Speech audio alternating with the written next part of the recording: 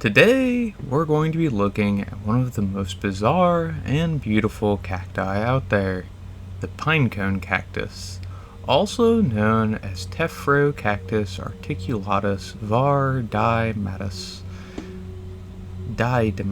Excuse me, that's a mouthful.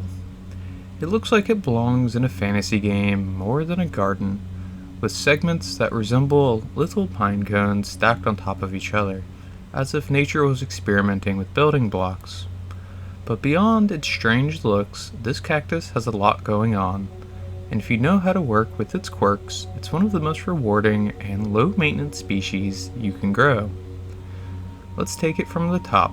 What is this plant, where does it come from, and why does it look the way it does? The Pinecone cactus is native to the arid, rocky deserts of Argentina. It's found in high elevation environments where the soil is poor, the sun is intense, and water is scarce. That harsh natural environment is key to understanding how to care for it in cultivation, because every part of this plant is built for survival in those kinds of extreme conditions. Its scientific name might be a mouthful, but it tells us a lot. The genus Tephrocactus is part of the larger Opuntia family. Yes, the same family as the flat paddle-style prickly pears. But instead of growing in big pads, Tephrocactus articulatus grows in stacked cylindrical or cone-shaped segments that easily break off. The articulatus part of the name literally refers to how the segments are joined. They're meant to disconnect easily. And the diadematus variety has short, fuzzy white spines or glochids at the tip of each segment that resemble a little crown or halo. It's visually stunning, but those spines also have a job. They help defend the plant in its natural habitat. Speaking of glochids, let's talk about those next. Unlike some cactus with long, obvious needles, the pinecone cactus has short, barbed glochids that can look soft and harmless, but don't be fooled. These tiny spines are sharp, hair-like, and they detach on contact. They're really good at sticking in your skin, and they're hard to remove because they're barbed at the end. So when handling this plant, always wear gloves or use tongs or a folded towel to move it. It's not dangerous, but it is annoying, and it's easy to forget just how irritating glochids can be until you've got a handful of them. Now, let's get into how to grow this plant, starting with light.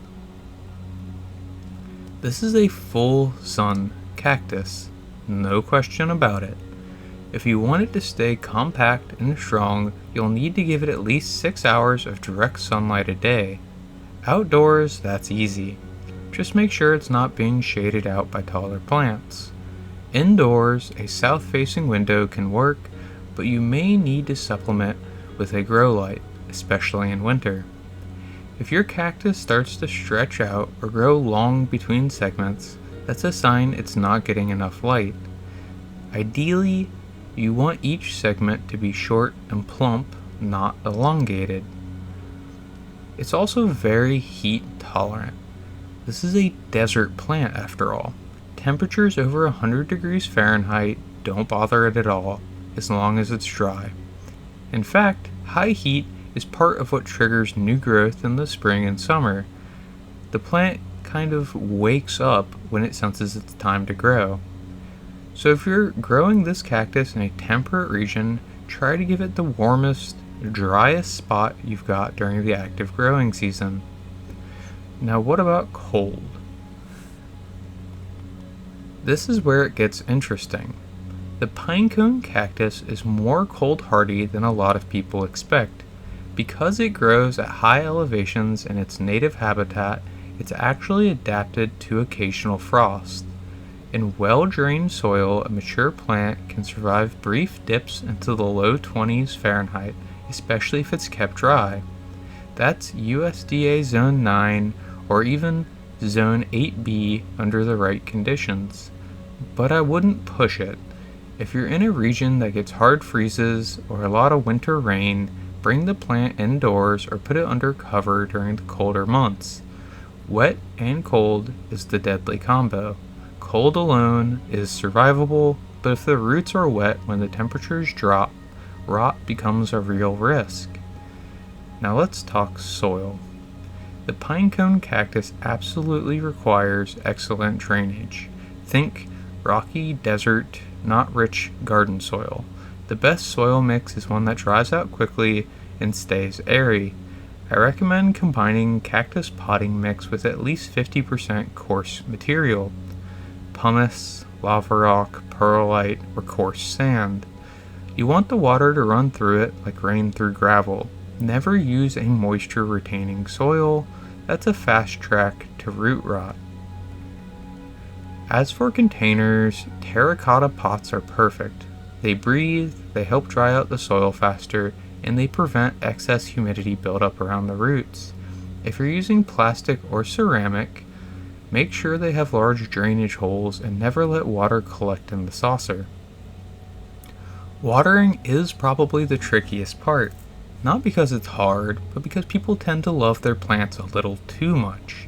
The pinecone cactus should be watered deeply, but only when the soil is bone dry.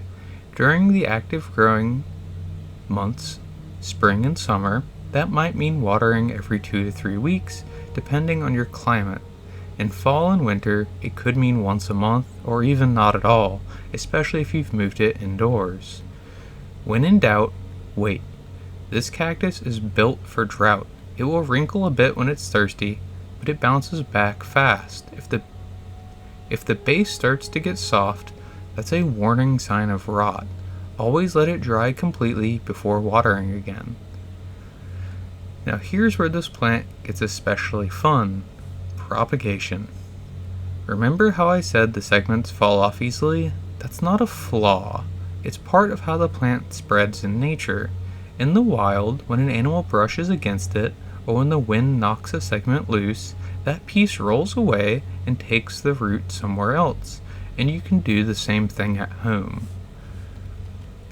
When a segment breaks off, or if you gently remove one yourself, just set it aside in a dry place for a few days to let the wound callus over. After that, lay it on top of the soil to dry. You don't need to bury it. In fact, don't.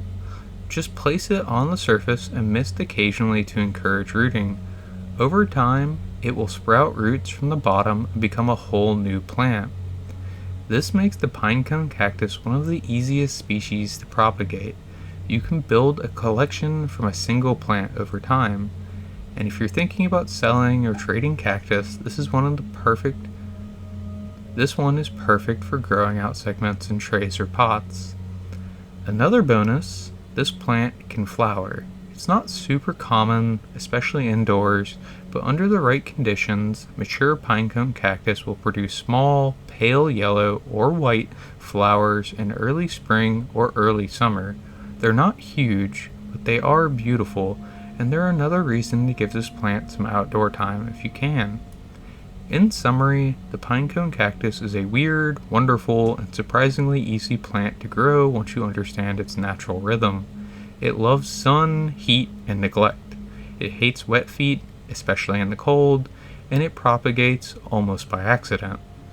If you're into unique cactus, low maintenance plants, or just want something to spark a conversation, this one is worth adding to your collection. If you want to pick one up, check my website. I grow these myself, and sometimes I have rooted pieces or loose segments available when stock allows. Thanks for hanging out with me. I hope this guide helped, and if you liked it, consider subscribing so you don't miss future videos. I've got more cactus and aquarium plant guides coming soon, and I'm always adding new species to the mix. Until next time, happy growing.